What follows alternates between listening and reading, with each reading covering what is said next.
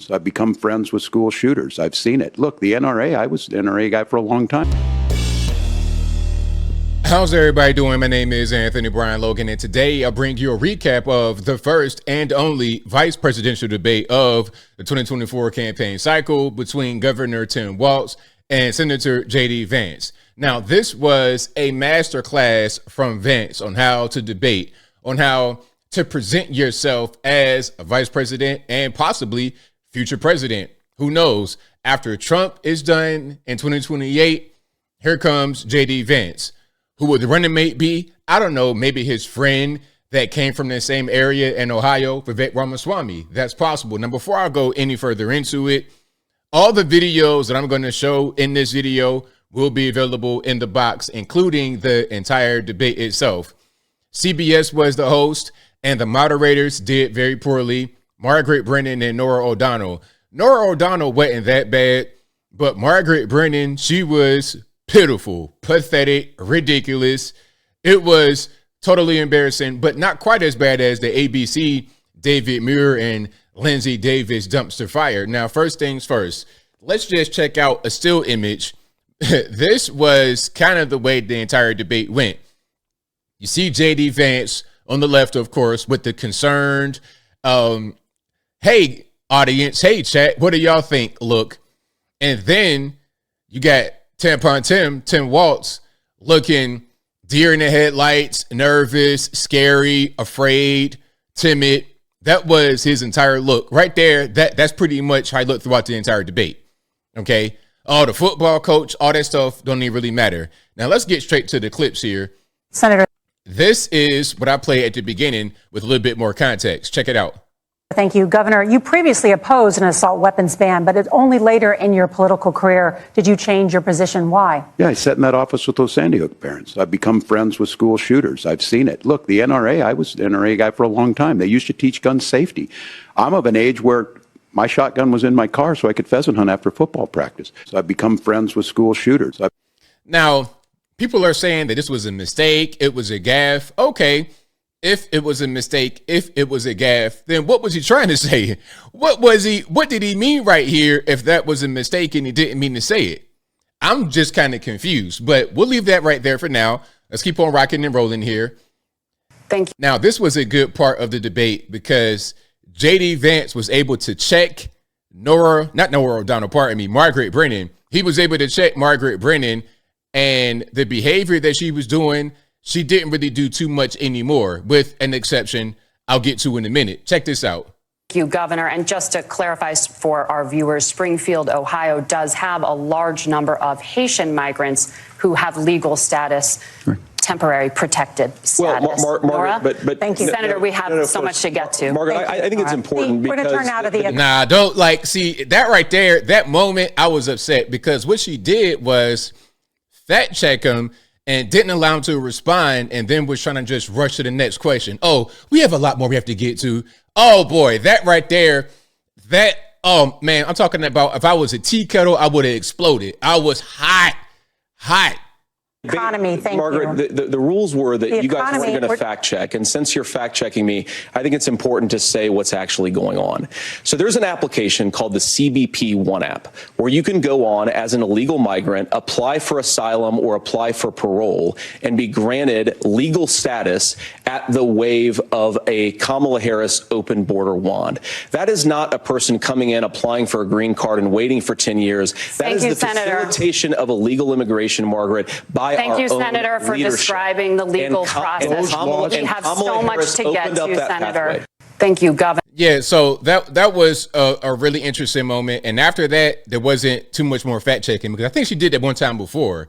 This question here, she did the same thing, trying to fact check at the end, give her a little 2 cents and move on to the next question. So the audience just hears from the moderator and thinks that's going to be the truth. Now we're getting into illegal aliens, migrant crisis, all that good stuff. Check it out. What about our CBS News polling, which does show that a majority of Americans, more than 50%, support mass deportations? Look, we fix this issue with a bill that is necessary, but the issue on this is what happens when you don't want to solve it. You demonize it. And we saw this. And Senator Vance, and it surprises me on this, talking about and saying, I will create stories to bring attention to this. That vilified a large number of people who were here legally in the community of Springfield. The Republican governor said, it's not true. Don't do it. So I guess maybe the stories he's referring to is the cats and the rats and the bats and the dogs. Well, how about the story that I covered on the stream last night? And shout out to you guys who were there watching this live with me. I appreciate y'all as always. But how about that story of the migrant in Springfield, Ohio, who hit a school bus, made the school bus flip over. It flipped, it overturned. 23 kids injured, one dead on the first day of school in 2023 last year, August. That kind of thing goes on a lot because these people can't drive, no licenses, no insurance. They do whatever they want to do. And the only reason why they're here is to be pseudo slave labor for these corporations to save a few dollars and to get a workforce with a lower turnover rate. That's all that it is. It's not going to benefit us at all. As Americans, it hurts us. There's consequences for this. There's consequences. We could come together. Senator Langford did it. We could come together and solve this if we didn't let Donald Trump continue to make it an issue. And the consequences in Springfield were the governor had to send state law enforcement to escort kindergartners to school. I believe Senator Vance wants to solve this, but by standing with Donald Trump and not working together to find a solution, it becomes a talking point. And when it becomes a talking point like this, we dehumanize and villainize other human beings. Yeah, so at the end of the day, if you're going to have police and troops or whatever go down to Springfield, how about have them protect the people that are there, the actual citizens, whether it be black, white, or whatever. Now, this was an interesting moment. Tampon Tim previously said that he was in China during Tiananmen Square. As you can see this picture right here, the famous one from that particular situation where citizens of China protested the government and then the government responded with lethal force, allegedly taking thousands of lives. Okay. Tim Walz says he was there, but he was not there. And there was an article that came out right before the debate that says he wasn't there. He was actually at home. Okay, now let's watch this. Governor Walz, you said you were in Hong Kong during the deadly Tiananmen Square protests in the spring of 1989. But Minnesota Public Radio and other media outlets are reporting that you actually didn't travel to Asia until August of that year. Can you explain that discrepancy? Yeah, well, and to the folks out there who didn't get at the top of this, look, I grew up in small rural Nebraska. Okay. You talking about growing up in Nebraska in the rural town. What's that got to do with you being in China during Tiananmen Square in 1989? Let's just make it make sense here. Town of 400, town that you rode your bike with your buddies till the streetlights come on, and I'm proud of that service. I joined the National Guard at 17. Worked on family farms, and then I used the GI Bill to become a teacher, passionate about it, a young teacher. My first year out, I got the opportunity in the summer of '89 to travel to China. 35 years ago, be able to do that. I came back home and then started a program to take young people there. We would take basketball teams, we would take baseball teams, we would take dancers, and we would go back and forth to China. The issue for that was to try and learn. Now, look, my community knows who I am. They saw where I was at. Look, I will be the first to tell you, I have poured my heart into my community. I've tried to do the best I can. But okay, but look, the question was, you said you were in China during Tiananmen Square. Were you in China or were you in the USA at that time when that happened? Let's get down to the actual meat and potatoes here. Governor, just to follow up on that, the question was, can you explain the discrepancy? All I said on this was I got there that summer and misspoke on this. So I will just, that's what I've said. So I was in Hong Kong and China during the democracy protests went in. And from that, I learned a lot of what needed to be in governance. Whoa, what in the world was that? What in the world was that? This guy, he's if not just as bad as Kamala, worse. He was speaking in a very disjointed fashion. It's like when you see somebody doing a live news spot and they got to communicate with the team back at the station. It's like a slight delay. It's like, hey, I'm here with Tampon Tim Walz. So they're telling me in my ear to ask you, when's the last time you've been to China And did you get paid from the Chinese Communist Party? That's how he sounded. It's like he was being told something in his ear, and he was trying to hear that and then say it at the same time. I'm not saying he had an ear transmitter. I'm just saying his speech pattern sounded that way. That's the way it sounded. Now let's keep on going here. And I think what we end up doing is we start looking for a scapegoat. Sometimes it just is the guns. It's just the guns. And there are things that you can do about it. I like, the kind of looking to the camera. You got concern. You got kind of like he wants to laugh a little bit, different expressions. This was really good, a really good tactic to use during the debate, especially when contrasted with this kind of face right here. It's night and day. But you're a gun owner, so is it the guns? If it's the guns, what about your guns? Are you going to surrender your own guns as a gun owner? How does that make any sense? Anyway, let's keep on going. Now, there were some pretty interesting reactions to the debate. I think everybody can agree, left, right, or whatever, that Tim Walz got curb stomped by J.D. Vance in this debate. I think that's pretty clear. Now, this is CNN. Abby Phillips. Check it out. I think we shouldn't lose track, I think even in the civility of the fact that J.D. Vance came to this debate to land a bunch of punches, and he did.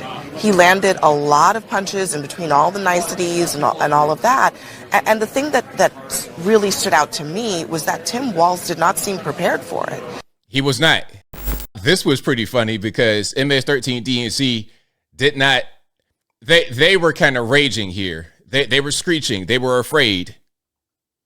It's the audacity. I agree with you that we're in year 9 and no one knows how to cover the audacity. The audacity is it someone should have said, stop it, stop. Now, I guess year 9, maybe that's how they talk about Trump on mainstream media networks, because I guess he came down the escalator, 2015? It's now 2024. So year 9 of Trump being in politics, and they're in shambles. Are you effing kidding me? And they should have dropped that F-bomb, right? I mean, they should have just, this is a debate. This may be the only chance people have to see the difference. I love to see them squirm. I personally love to see this kind of energy from those people because they're afraid, they're nervous, okay? And if they truly were able to rig the election, they wouldn't be doing all this extra stuff. They wouldn't be so nervous and trying to fall out. But as I close, I want to say this. I think this was a masterful performance from J.D. Vance. He did an amazing job. And again, when Trump's second term is over, he hits a term limit, J.D. Vance can just walk right in the White House. It'll be his. Who on the Democratic side is better than J.D. Vance right now? Is it Tim Walz? Kamala Harris? Who? Gavin Newsom? I would love to see Gavin Newsom square off against J.D. Vance. I would love to see this silver spoon. My auntie is Nancy Pelosi, literally. Gavin Newsom's aunt is Nancy Pelosi. I would love to see them face off in a presidential debate in 2028. But I think I'll leave that right there for now. And what say you? Did you see the debate? Did you catch it with me live? Have you seen some of the highlights? What are your thoughts on the debate? Who do you think won? And what do you think the margin of victory is? If you could just, from 0 to 100, I think there was no contest at all. No contest at all. Some may like Tim Walz because they already liked Tim Walz from the beginning. But it just, J.D. Vance took it, carried the whole debate, and that's pretty much, there's no need for a second debate because this one pretty much told you everything. But whatever your thoughts are, please let me know in the comments below. And that is all I got to say for this video. If you like what you heard, please comment, rate, share, and subscribe. Peace.